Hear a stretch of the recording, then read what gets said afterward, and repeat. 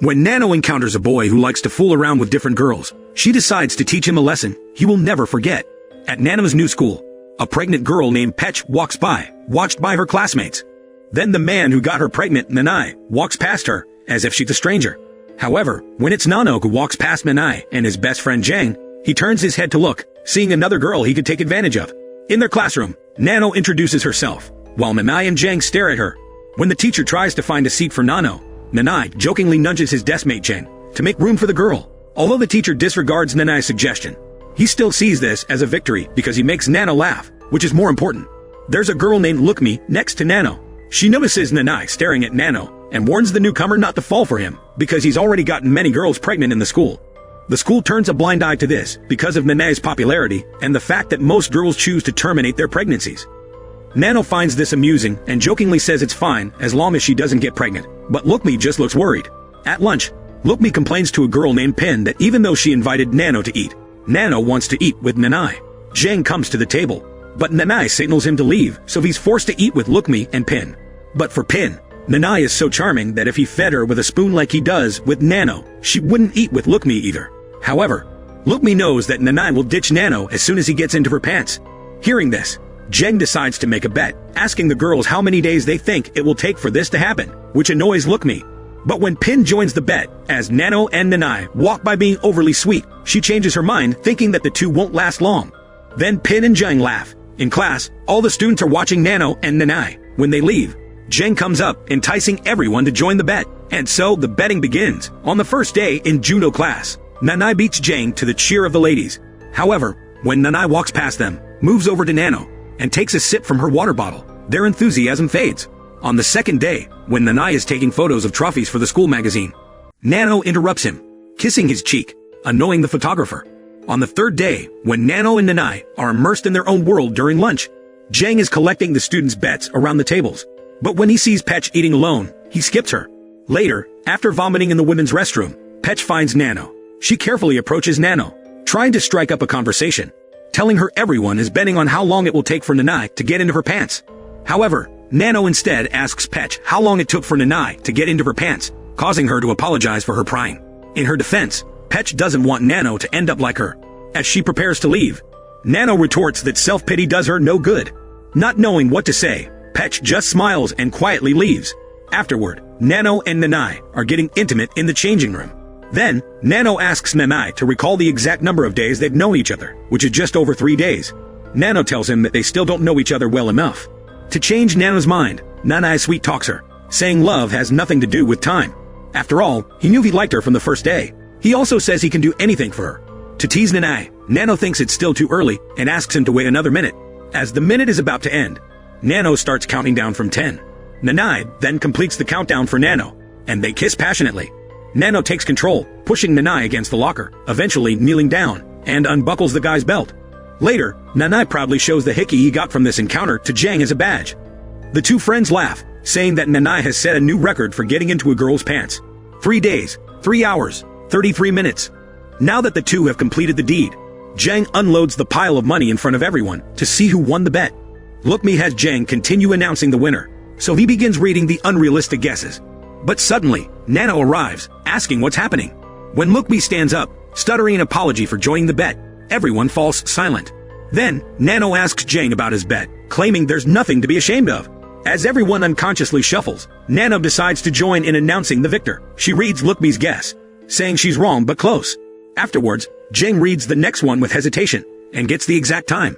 Impressively, Nano asks who placed the bet, and to everyone's surprise, it's Nano. As Nano collects the money, Nanai enters the room. Nano warns her classmates that she's a player just like Nanai. Ignoring everyone's murmurs, she walks straight to Nanai, money in hand, telling him he's been played. Nanai is humiliated, looking at her angrily. Later, in the judo class, Nanai's mind is elsewhere, letting Jang win easily each round. Jang teases him for being out of touch after being with Nano, and asks inappropriate questions about the girl. Nano walks away in a huff, but suddenly feels a bit of pain. Despite Jang's suggestion to call it a day, Nanai insists on another round. Later, in the restroom, Nanai regains his composure by the sink when Nano comes in, and he asks her if he's mad at her. Frustrated, Nanai grabs her and starts kissing her, but Nano seems nonchalant. He takes off their underwear, preparing to take Nano from behind. But Nano only mocks him because he can't get himself in the mood. After another failed attempt, Nano mocks Nanai, saying they can go straight to it next time. Embarrassed, Nanai puts his underwear and pants back on and leaves Nano behind angrily. Outside, their classmates are eavesdropping. Suddenly, Nano comes out of the restroom, blocking Nanai's path, acting like a desperate girl. Nanai says he wants to break up, causing whispers among everyone. Although Nano pleads that she can change, Nanai simply despises her, because he doesn't like the way she looks at him. Nano still doesn't understand Nanai, so he explains that she treats him as an object. Then, Nanai reminds her that they're just having fun. As Nanai turns to leave, Nano bursts into hysterical laughter, revealing she was just messing around, making him feel like a man. At the same time, Nano points out that he also treats her as an object. However, she doesn't feel anything, but says that maybe after that day, Nanai will start feeling something inside him. At lunch, Petch sits next to Nano, who's eating alone. She thinks Nano is strange because she's not like other girls. Petch tells her that she realized too late that Nanai isn't willing to take responsibility. When Nano asks her how she feels about keeping the child, Petch admits she is happy. Nano asks Petch if she wants Nanai to take responsibility, but she only denies this. At this moment, Nano smirks devilishly. Later, while bathing, Nanai notices some changes in his body. Afterward, he decides to get intimate with Lookme in the locker room, but as he unbuttons his uniform, the girl looks down and suddenly screams. With Lookme's departure, Nanai also looks down and discovers his stomach has grown, which surprises him too. Back home, Nanai wears a jacket, has dinner with his parents while sporting a large belly. When his father asks him why he's wearing a jacket, he says he's just a bit cold and assures his parents he's fine. Then he starts to eat, but he spits the food onto the table, finding his favorite food disgusting. He blames his mother's cooking for making him feel uncomfortable, and before long he gets up to vomit. The next morning, Lookme shares her incident with Nanai with her classmates, including Jang. However, when Nanai arrives early, they all fall silent, his bag covering his stomach. Jang sits next to Nanai, asks if he will practice later, but he just shakes his head. Just as Jang finishes eating, Nanai rushes to the window and starts vomiting. Shocked, Jang asks what's wrong with Nanai, but when Jang comments that Nanai's stomach has grown, Nanai is furious, demands to leave alone, and then storms out. In front of the mirror, Nanai stares at his growing belly. This makes him feel uncomfortable, which shows when he takes photos with the school photographer. Due to the photographer's flirting after the shoot, they fool around in the darkroom. However, the photographer accidentally leans on the light switch, turning on the light, revealing Nanai's big belly. She is also frightened and leaves him despondently. Under the control of self-awareness, Nanai goes to see a doctor. Because of the ultrasound examination, the doctor asks Nanai if he has ever had surgery, as he seems to be pregnant. This possibility shocks Nanai, and he reminds the doctor that he is a man. But to the doctor, Nanai might be a person who was born with both male and female reproductive organs. In fact, his child is a healthy girl, and he is already 16 weeks pregnant. Nanai stares unbelievingly at the doctor and the monitor, suddenly feeling his child kick inside, which startles him. Over time, Nanai finds himself more and more ostracized. He hears the photographer talk about this in the darkroom, gets very angry, throws his bag on the table, and leaves. Jang chases after him, defending his presence in the gossip group, because he just wants to know what's going on in Nanai's life. He asks Nanai to directly tell him what's happening, so he doesn't have to hear it from others. When Jang suggests going to a health clinic, Nanai suddenly reacts and says he's pregnant. But just at this moment, Nano stops Nanai, asking him to smile for the camera. Realizing what Nano is doing, Nanai hurriedly leaves. Unfortunately, it's already too late. At school, the video Nano recorded is spreading like wildfire. Students all tease Nanai. Some think it's his own fault. Around him, Nanai's life is falling apart. He's even prohibited from running for student council president. When he vomits in public, students are also repelled. Later, Nanai stares at his big belly in front of the mirror. Then, he is plagued by illusions of the girls he's associated with. One says he might just be sick. Another tells him to take some medicine, just like he told her. Another girl proposes to take him to a place where pregnancy can be terminated, which is where he had taken her before. In the end, Nano comes, mockingly congratulates him on having a daughter, and then leaves him alone in the darkness. These illusions leave Nanai at a loss, to the extent that he throws away his laptop. When he returns to school the next day, Nanai puts on a thick jacket to cover his stomach. But when he picks up some things from the desk, the students watch him struggle. Nanai then leaves, with Jen calling after him. However, it's only Nano's call that catches his attention. She mocks him, and jokingly promises that she won't give up on him just because he's pregnant. Nanai can't handle this negative attention and leaves. In his room, Nanai stares at himself on the cover of a magazine, reads those pages describing him as an exemplary student, and starts to cry. Then, his father knocks on the door, asking him if he's really pregnant. He also says he can't believe Nanai has gotten himself into this situation. An angered Nanai opens the door, tells his father that if he isn't planning to help him, then he should not say anything.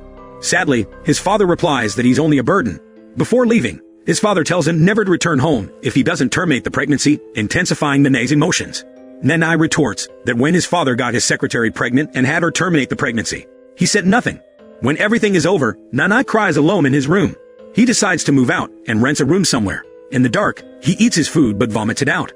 In despair, he hits his own stomach, regrets due to the pain, causing him to moan on the bed. In front of a mirror, he despises his own shadow. Then he decides to take a pill, but he only vomits it out. In another attempt, he takes more pills, but he vomits blood later and loses ability due to extreme pain. The next day, when Nanae wakes up in the bathroom, desperation drives him to grab a knife. He places the knife on his stomach, preparing to stab himself, when a knock on the door interrupts him. Putting down the knife, he sees a figure outside the window. Nanae stands up, struggles to walk to the door, but he only sees a girl with a red ribbon tied at the door, who has already left. However, there is a car on the floor with 2 questions about his pregnancy. Looking at these 2 questions makes him wonder how he got pregnant, and he thinks of the last person he slept with, Nano. Then, Nanae disguises himself as a woman, waits for Nano outside the school. He pulls her aside, demands to know what she did to him. But Nano only uses his words against him, saying they were just fooling around. Then, Nano leaves him behind. Later, Nanae follows Petch while still in disguise. He calls her, starts walking slowly, struggling and apologizing for everything he has done. Now he understands her feelings, he thoroughly regrets leaving her alone in that situation. But she just stands there, assures Nanae that since it happened a long time ago, she's not mad at him anymore. Instead, she thinks they both should take responsibility for what happened then. But Nanae disagrees. Moreover, she is satisfied with her decision. She reaches out her hand to hold Nanae's hand, and Nanae hugs her. In the end, Petch congratulates him and leaves him with a smile. After a while, Petch begins to give birth. Fortunately, after pain and struggle, she successfully delivers her baby. Meanwhile, Nanae also goes to the doctor, but he plans to terminate the pregnancy. After the doctor injects the anesthetic, Nanae suddenly sees Nano by his side, holding a scalpel, telling him that he will wake up soon. As Nano holds the knife against his neck, he struggles. But when everything fades to black, his resistance has just ended. However, when Nanae wakes up, the nightmare begins. The doctor hands his child to Nanae, which frightens him, saying he wants to get rid of this child. He also points out that he is only a few months pregnant, but the doctor says he is carrying a full-term child. When Nanae reiterates his desire to get rid of the child, the doctor replies that he can do it himself. So in his room, Nanae struggles with the crying baby beside him. Frustrated, he decides to strangle his own daughter. But when his hand is only a few inches from the baby's neck, he hesitates, and when his daughter gurgles at him, he starts crying. Nanae can't bring himself to kill his child. Instead, when he notices the wet spots on his clothes, he laughs, realizing he is lactating. So he picks up his daughter, feeds her, crying and apologizing. Just then, there's a knock on the door. Nanae, holding his child, opens the door, finding Nano outside. He thinks the daughter is adorable, so he kisses her. Nanae is glad to see her, apologizes for his behavior, and vows to become a better person. He hopes she will come back. But Nano just stares blankly, rejects Nanae, because she only wants to deliver baby supplies, and check if he's a good parent. Seeing him stepping into the role, she feels relieved. Despite Nanae's request, Nano closes the door and leaves. Then she finds a picture of herself covered in scribbles. Realizing there are more similar pictures on the floor, she discards the picture and keeps walking. Nano sees some of her pictures even pasted on the wall. As she follows these pictures, she eventually reaches the rooftop. The last picture she sees is a photo of her and Nanae, just minutes ago, her face all scratched up. Then, a red ribbon flies to her shoes. On the wall in front of her, she finds a message drawn in red. It reads, "See you soon." If you enjoy this video, please give a like and subscribe our channel. Thanks for watching.